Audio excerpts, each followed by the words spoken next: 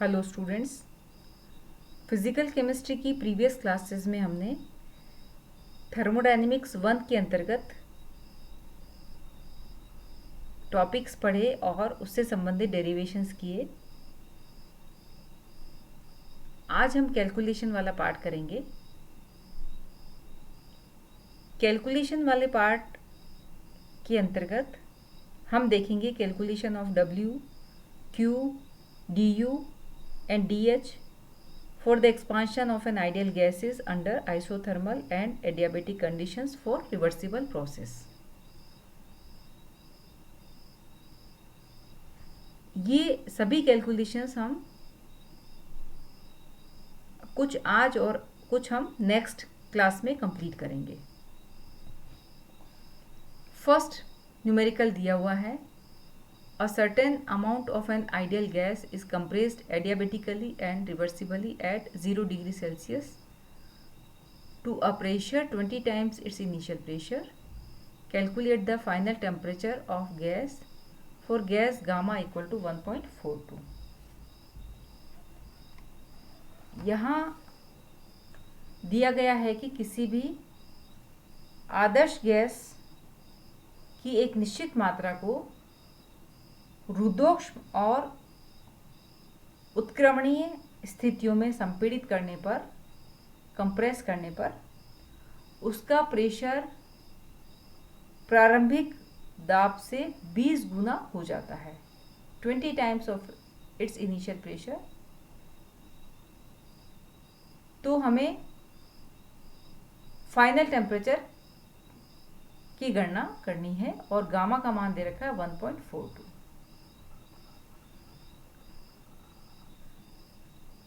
Students, जब भी कोई न्यूमेरिकल दिया हुआ होता है तो आपको उसको पहले अच्छी तरह रीड करना है और उसमें जो वैल्यूज गिवन हैं, जो मान दिए हुए हैं, उन वैल्यूज को आपको पहले देखना होगा कि कौन कौन से मान यहाँ पर दिए हुए हैं। देखिए, 0 डिग्री सेल्सियस मीन्स T1 का मान दे रखा है। प्रेशर के लिए लिखा हुआ है कि pressure 20 times its initial pressure means initial pressure अगर P1 है तो P2 का मान P1 इंटू 20 हो जाएगा। और गामा का मान दे रखा है, जो दे रखा है 1.42। ये तो वो मान जो कि हमें दे रखे हैं। उसके बाद आपको ये देखना है कि आपको कैलकुलेट क्या करना है। तो final temperature means T2 calculate करना है। यहाँ ये एक कंडीशन दी हुई है कि एडियाबेटिकली रिवर्सिबल, तो आपको एडियाबेटिक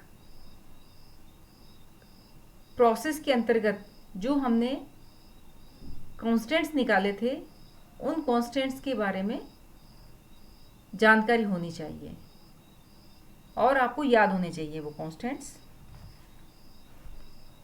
टेम्परेचर वॉल्यूम के बीच में, प्रेशर वॉल्यूम के बीच में और टेम्परेचर प्रेशर के बीच में रिलेशंस। एक बार फिर मैं आपको याद दिला देती हूँ। टी वी की power gamma -1 equal to constant था फर्स्ट, जो कि टेम्परेचर और वॉल्यूम में रिलेशन है। सेकेंड था पी वी की power gamma equal to constant, pressure और वॉल्यूम में रिलेशन। और थर्ड कांस्टेंट था टी की पावर गामा और पी की power 1 minus gamma equal to constant. तो यहाँ पर हमें प्रेशर और टेम्परेचर, प्रेशर दिया हुआ है, टेम्परेचर पी T1 दे रखा है, T2 आपको निकालना है। तो प्रेशर और टेम्परेचर के बीच में जो रिलेशन था, रिलेशन वाला कांस्टेंट था, वो फॉर्मूला आपको यहाँ पर लगाना होगा। थर्ड नंबर वाला T gamma P 1 minus gamma equal to constant. तो इसको हम इस तरीके से लिख सकते हैं, T2 अपॉन T1 की power gamma equal to P1 upon P2 की पावर 1 माइनस गामा। या हम इसको T1 अपॉन T2 की power gamma equal to P2 upon P1 की पावर 1 माइनस गामा, इसका रेसिप्रोकल भी हम लिख सकते हैं, एक ही बात है। अब फॉर्मूला डिसाइड होने के बाद आपको जो मान दे रखे हैं उस मान को आप यहाँ पर सब्सटीट्यूट करिए। T1 की वैल्यू गिवन है जो कि 0 degree Celsius, means degree Celsius को हम केल्विन में कन्वर्ट करेंगे तो ये आ जाएगा 273 केल्विन। और T2 आपको निकालना है, गामा की वैल्यू 1.42 इक्वल टू P2 की वैल्यू 20 इंटू P1 हो जाएगी, और P1 की वैल्यू P1 ही लिखेंगे आप, पावर में 1 माइनस गामा की वैल्यू आप लिख देंगे यहाँ पर। P1 से P1 को कैंसिल कर दीजिए, ये आ जाएगा 21 में से 1 माइनस 1.42 सब्ट्रैक्ट करेंगे तो ये मिलेगी माइनस 0.42। अब इसको हल करने का आसान तरीका कि आप लॉग लेकर हल करें। तो लॉग का फॉर्मूला यहाँ पर पुट करिए। आप जानते हैं a/b की पावर अगर x है तो वो लॉग में हो जाएगी, तो x log a minus x log b हो जाता है। तो बिल्कुल वही चीज़ है यहाँ पर आप लगाएं, 1.42 log 273 माइनस 1.42 log T2 हो जाएगा, और ये वैल्यू भी फिर लॉग में, तो ये पावर आगे आ जाएगी माइनस 0.42 log 20 के बराबर। अब हमें कुछ नहीं करना, लेफ्ट हैंड साइड से राइट हैंड साइड में शिफ्ट करना है, और तो साइन इनके चेंज हो जाएंगे। तो ये माइनस 1.42 log T2 है तो ये हो जाएगा प्लस 1.42 log T2, और ये value as it is 1.42 log 273, तो ये वैल्यू माइनस से इधर आएगी तो ये प्लस में हो जाएगी, तो ये हो गया 0.42 log 20। नेक्स्ट ये वैल्यूज log 273 को आप मल्टीप्लाई करिए 1.42 से, और इसी प्रकार से log 20 की वैल्यू को मल्टीप्लाई करेंगे 0.42 से, तो हमें इसी के रेस्पेक्टिव वैल्यूज़ प्राप्त हो जाएंगी 3.4594 प्लस 0.5464। इनको आप ऐड कर दीजिए तो ये मिलेगी 4.0058। किसके इक्वल हो जाएगी वो 1.42 log T2 के इक्वल, और log T2 इक्वल टू हो जाएगा ये 1.42 इक्वल के इधर जाएगा तो ये डिवाइड हो जाएगा। तो इस प्रकार से log T2 की वैल्यू हमें मिलेगी 2.8210। हमें चाहिए T2 की वैल्यू, तो हमें इसका एंटीलॉग लेना होगा, तो एंटीलॉग ऑफ 2.8210 इक्वल टू मिलेगा 662.2 केल्विन। हमने टेम्परेचर की वैल्यू केल्विन में लिखी थी इसलिए हमें केल्विन में प्राप्त हुआ, और अगर आप इसको डिग्री सेल्सियस में कन्वर्ट करना चाहें तो ये डिग्री सेल्सियस में हो जाएगा, लेकिन यहाँ पर 273 से इसको सब्ट्रैक्ट करना पड़ेगा, तो ये आ जाएगा 389.2 डिग्री सेल्सियस। तो ये बहुत सिंपल न्यूमेरिकल है जिसमें हमने फाइनल टेम्परेचर की गणना की है, कब जब प्रेशर के मान और इनिशियल टेम्परेचर का मान दिया हुआ है। इसी प्रकार नेक्स्ट प्रॉब्लम देखिए आप, 2 moles of an ideal gas is compressed from 10 to 5 liter at 27 degree Celsius. Calculate the necessary minimum work done. यहाँ पर आपको न्यूनतम कार्य की गणना करनी है, कब जब 2 मोल आदर्श गैस को 27 डिग्री सेल्सियस टेम्परेचर पर 10 लीटर से 5 लीटर तक संपीड़ित किया जाए। सिंपल कार्य की गणना जो बहुत आसानी से आप कर पाएंगे इसको, आप जानते हैं work equal to 2.303 nRT log V2/V1 होता है। यहाँ पर चूंकि वॉल्यूम दे रखा है तो आप फॉर्मूला भी वॉल्यूम वाला ही लगाएंगे V2/V1। तो मैंने आपको बताया कि न्यूमेरिकल के अंदर जो गिवन हैं वैल्यूज़, उन्हीं के आधार पर आपको डिसाइड करना होगा कि कौन सा हम सूत्र इसमें लगाएंगे। यदि यहाँ पर प्रेशर दिया हुआ होता तो आप लगाते P1/P2, क्योंकि V is inversely proportional to P होता है। और दूसरी बात है, ये गैस को हमने कंप्रेस किया है। यदि गैस को एक्सपांड किया होता तो फॉर्मूला अलग होता। तो इस प्रकार से हम फॉर्मूला जो डिसाइड करेंगे वो न्यूमेरिकल के अंदर जो मान दे रखे होते हैं उसी के आधार पर हम इसको, कोई भी फॉर्मूला होता है वो हम डिसाइड करते हैं। तो वैल्यू हो जाएगी W equal to 2.303 nRT log V2 upon V1। N की वैल्यू 2 मोल दे रखी है, R की कांस्टेंट है, टेम्परेचर 27 डिग्री सेल्सियस को हम केल्विन में कन्वर्ट करेंगे और V1 10 लीटर से कंप्रेस होकर के V2 का मान 5 लीटर रह जाता है। तो सारे मान को हम यहाँ पर सब्स्टिट्यूट करेंगे। 2.303, N की वैल्यू रखी है, R की वैल्यू रखी है, T की वैल्यू रख दी और log 5/10 हो जाएगा। ये मान आप यहाँ पर आपने रखे, ये log 5 माइनस log 10 हो जाएगा। तो ये log A/B है तो log A माइनस B हो जाएगा और इसकी जब हम वैल्यू निकालेंगे तो ये आ जाएगी -0.3010।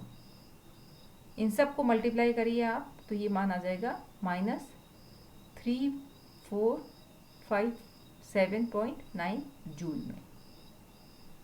और जूल को अगर आप किलो जूल में कन्वर्ट करना चाहें तो ये आ जाएगा 3.4579 किलो जूल। तो यहाँ पर minimum work required for compression कितना आ जाएगा, 3.4579 किलो जूल। संपीड़न के लिए आवश्यक न्यूनतम कार्य। तो इस प्रकार से हम न्यूनतम कार्य की गणना करते हैं। अगला न्यूमेरिकल देखिए, 2 mole of an ideal gas is expanded adiabatically and reversibly from 10 atm to 1 atm। Cp की वैल्यू दे रखी है 7/2R at 27 degree Celsius. Calculate final temperature and work done by gas. यहाँ पर गैस के अंतिम ताप और गैस द्वारा किए गए कार्य की गणना हमें करनी है। दो मान पूछे गए हैं, एक तो फाइनल टेम्परेचर और दूसरा वर्क डन बाय गैस।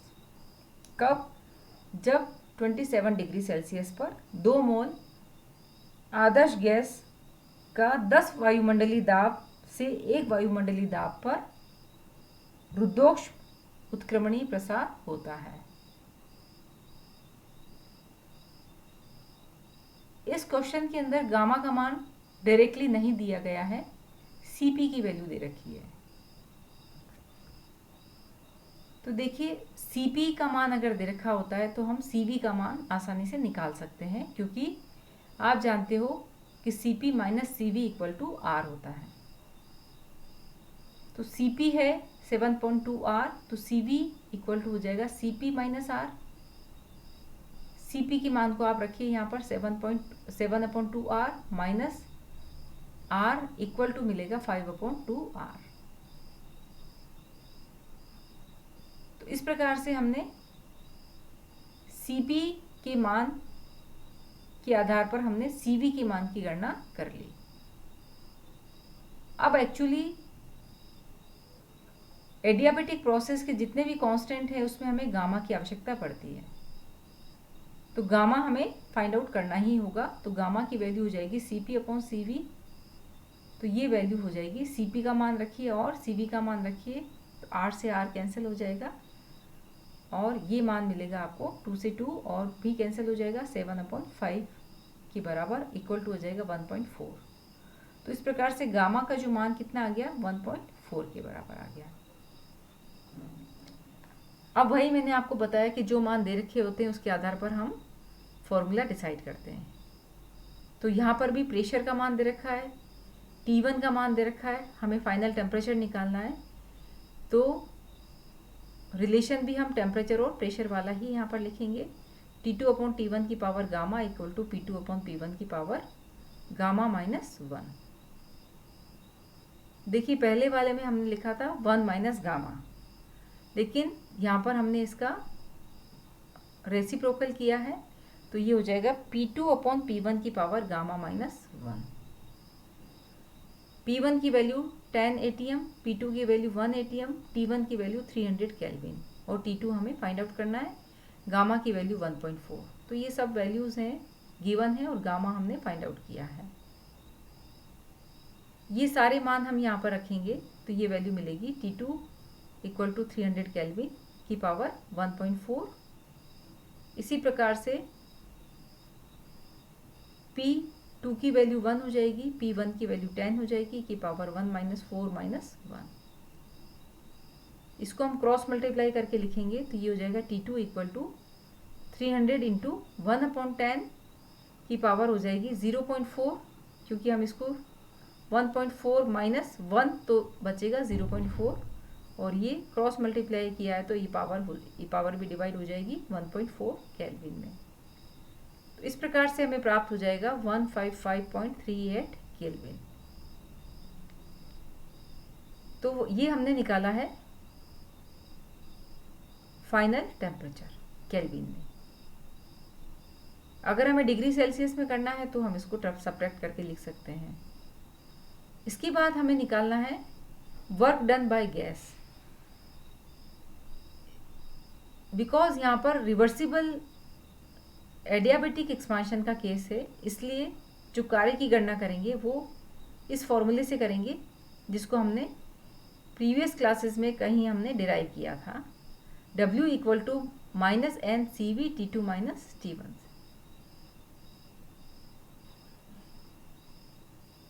यदि आइसोथर्मल रिवर्सिबल एक्सपांशन होता तो फॉर्मूला W इक्वल टू अलग होता, लेकिन चूंकि यहाँ पर एडियाबेटिक रिवर्सिबल एक्सपांशन है तो W equal to N C V T2 minus T1 के बराबर होगा।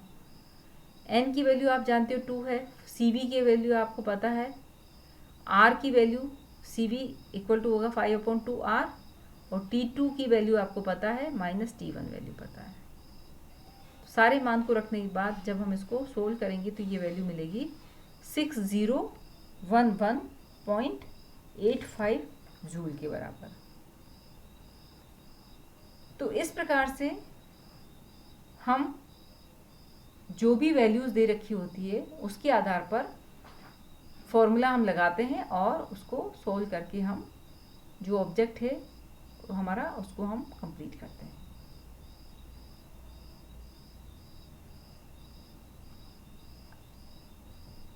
आज की क्लास के लिए बस इतना ही, कुछ और प्रॉब्लम्स हम नेक्स्ट क्लास में करेंगे। Thank you very much.